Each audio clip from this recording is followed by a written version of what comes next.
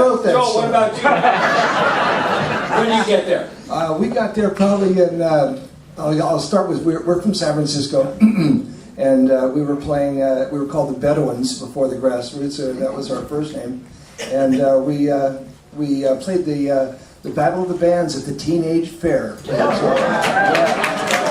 And we won we came in first or second in San Mateo. And Lou Adler, along with Elmer Valentine, flew up to San Francisco. They were looking for a band. They had an idea with P.F. Sloan and with Steve Berry and Lou and the engineer Bones Howe. They wanted a voice in a band to fulfill what the Grassroots were. They had some demos already, so we flew to L.A. I was 16. We recorded at Western Studio 3 for probably 3 days. We recorded like 14 tracks. One of the tracks we did was Eve of Destruction by Barry McGuire. And unfortunately, that kind of put our... From then on, 2 months later, we were on the Ed Sullivan Show. Our parents had to fly to L.A. to sign our recording track with Lou and Dunhill Records, Jay Lasker, and everybody that was there.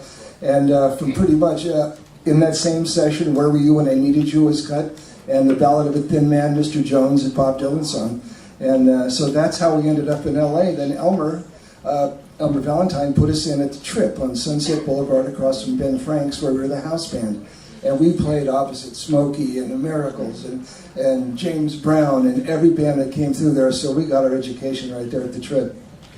Stay with me 1 second. The idea of a rivalry between San Francisco and L.A.